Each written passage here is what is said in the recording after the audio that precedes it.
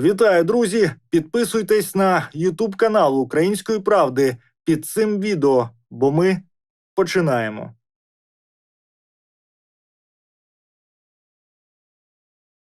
И сегодня рассмотрим очень важный, чувствительный вопрос, значимый для миллионов наших граждан во всех регионах страны.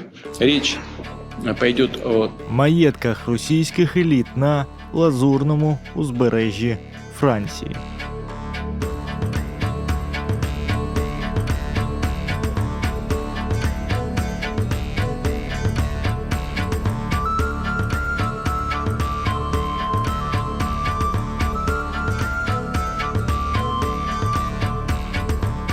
Російська еліта настільки закохана у французький берег, що тут, на Лазурному узбережжі, можна побачити десятки розкішних віл та апартаментів тих, хто так чи інакше пов'язані з терористичним режимом президента Росії Володимира Путіна.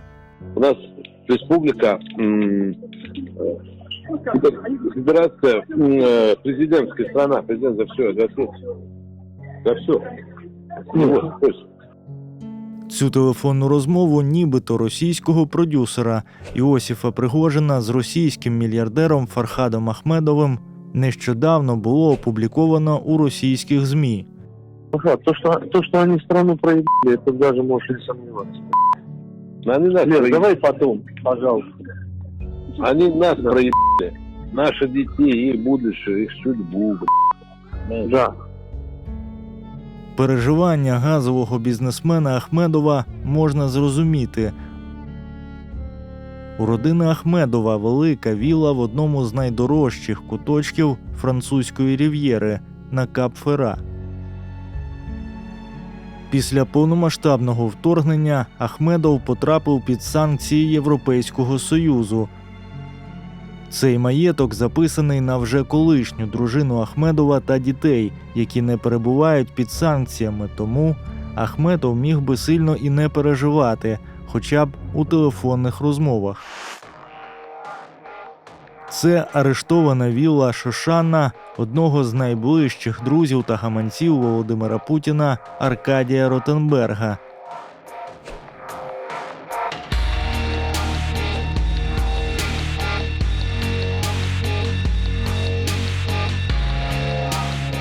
У французьких реєстрах можна знайти інформацію про те, що брат Аркадія, Борис, разом з дружиною в якості прописки мають адресу в Монако.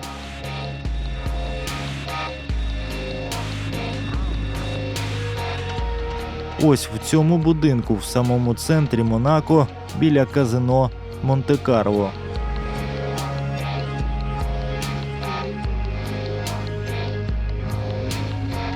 А це означає, що Ротенберги можуть мати тут апартаменти. Щоправда, реєстри самого князівства закриті, щоб підтвердити цю інформацію.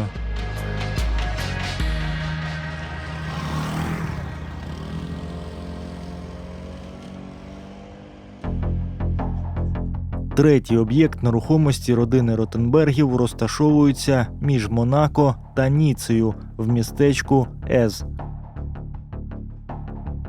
Власником цієї вілли є також брат Аркадія Ротенберга Борис.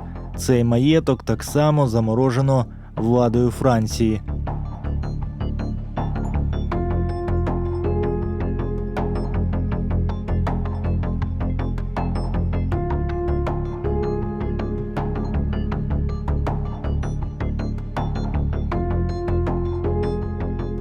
А ці угіддя на Кап-Фера належать оточенню Олександра Пономаренка.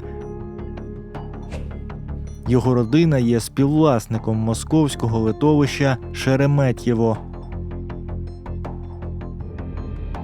Через санкції Пономаренку, схоже, довелось заморозити будівництво.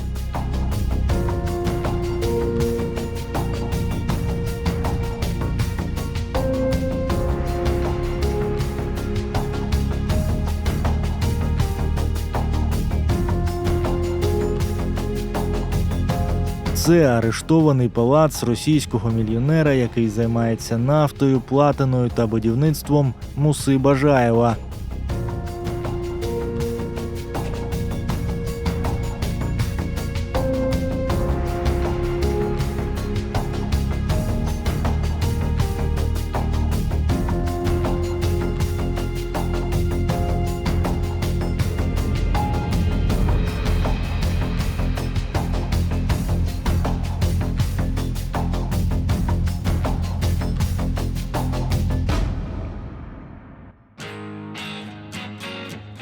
А це цілих 2 сусідніх вілли родини одного з найбагатших людей Росії – металурга Віктора Рашнікова.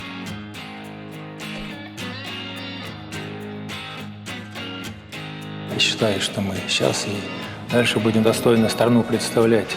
У 1971 році легендарний гурт Rolling Stone жив саме на цій віллі, переховуючись від британських податківців.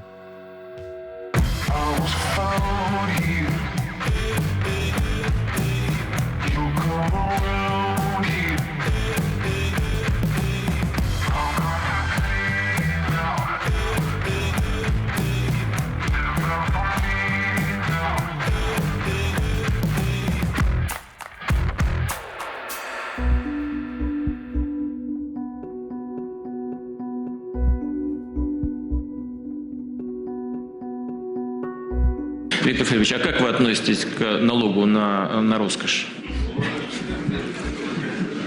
Владимир Ильич, вы только его озвучили. Надо сейчас переварить, посмотреть. Но если подошло это время,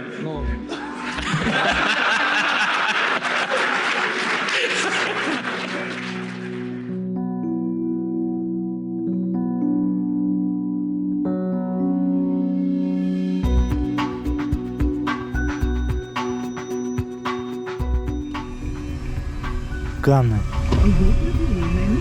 Тут на одній із затишних вулиць розташовується вілла батьків кремлівського олігарха Андрія Мельниченка під назвою «Філософія».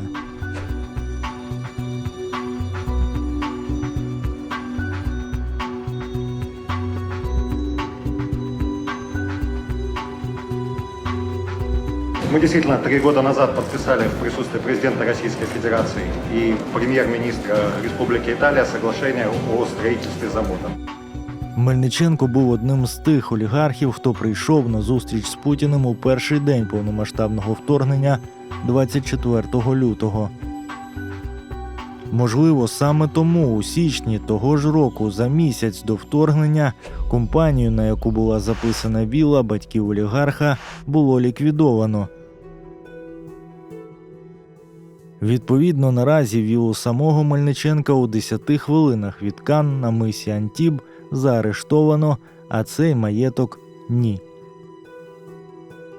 Андрей Анатольевич Козицын, у меня просьба сейчас с коротким сообщением выступить, чтобы членам правительства было понятно, что эта тема волнует.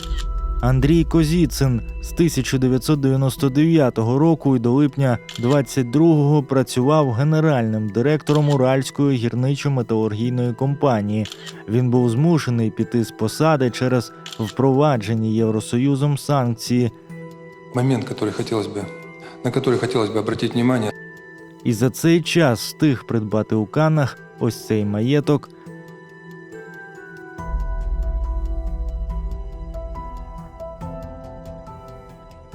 та приміщення у цьому будинку.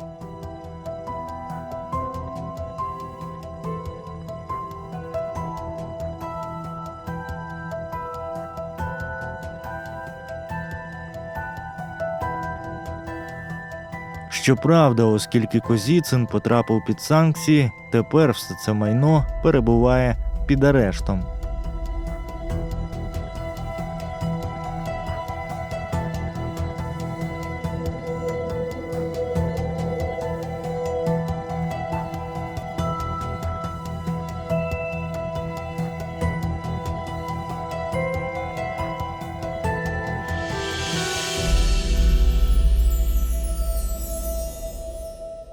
Друзі, вступайте до клубу Української правди, аби підтримати журналістику, яка завдає змін, та зробити свій внесок в об'єктивне інформування суспільства. Бо, як казав один політик, якщо ви і ми, то це всіх.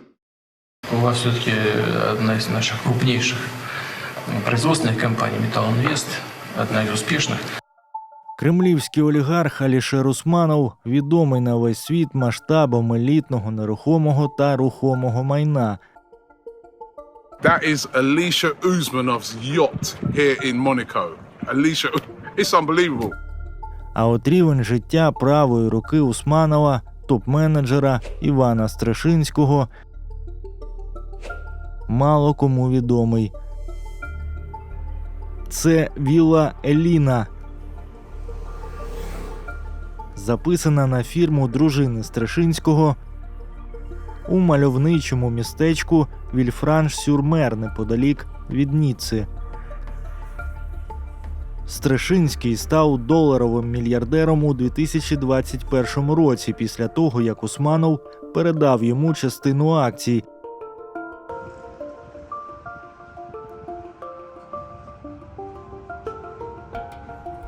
А після повномасштабного вторгнення потрапив разом з дружиною під санкції США лише у цьому місяці. Після потрапляння під санкції США Стрешинський залишив ради директорів компанії Усманова. Під санкції ЄС він із дружиною і досі чомусь не потрапив. Фундамент моего успеха – мои принципы. Хоча вілла безпосереднього посібника путінського режиму після арешту і продажу могла б зробити суттєвий внесок у відновлення України. Я поделюсь с вами. А ця вілла неподалік від Монако в містечку Ез, відповідно до даних французького реєстру, належить оточенню однієї з найбагатших родин Росії – братів Сергія та Миколи Саркісових. Схоже, брати Саркісови мають у Франції чи не найбільше елітних об'єктів нерухомості серед представників російських еліт. В першій частині нашої розповіді про російських окупантів цього французького берега ми розповідали про історичний палац, який належить родині братів Саркісових. Родина Саркісових серед топ-10 найбагатших родин Росії, а страховий холдинг Саркісових «Ресо» входить у п'ятірку найбільших страхових компаній країни-агресора. Раніше нам вдалося знайти низку шале Саркісових на гірськолижному курорті Куршевель. Везение. Серед сусідів Саркісових тут, у Франції, нам вдалося знайти Каміля Аскендерова, брата очільника парламенту Республіки Дагестан Заура Аскендерова. Причому спочатку компанією, яка придбала апартаменти, володів сам Заур Аскендеров із дружиною. Однак невдовзі після потрапляння політика до Держдуми у 2012 році майно переписали на брата. 4 внедорожника для нужд военнослужащих отправили в зону СВО. Автомобили «Нива» приобрели за счет личных средств спикера республиканского парламента Заура Аскендерова. Аскендеров підтримує рішення Путіна про повномасштабне вторгнення Росії в Україну. Председатель Народного собрания привез с собой 230 наборов для военнослужащих, закупленные на личные средства. А це вілла родини Алексея Матвеєва, заступника голови державного російського «Газпромбанка», яка розташовується у передмісті Ніцци.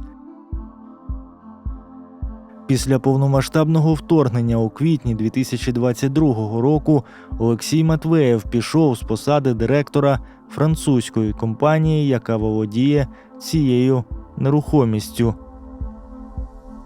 Тоді ж Матвеєв та його дружина переписали свої частки на сина. Наразі Матвеєв перебуває під санкціями США, Британії, Канади та України.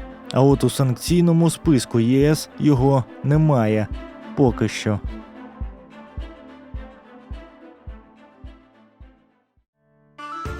Результати нашого розслідування демонструють один неспростовний факт. Представники російської еліти бояться втратити коштовні об'єкти нерухомості у Франції через повномасштабне вторгнення Росії в Україну і тому переписують їх на членів родин, які мають менше шансів потрапити під санкції Європейського Союзу.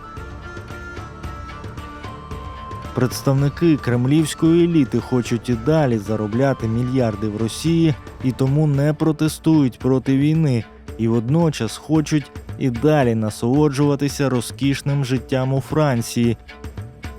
І тому їхні діти, батьки та колишні дружини все частіше стають тут власниками коштовних вілл та апартаментів. Давайте не будем забывать, что жизнь конечна. Во втором-третьем поколении накопленные богатства, как правило, не удерживаются в семье. Остается только бренд, а родственников там уже не остается. Все распыляется, расходится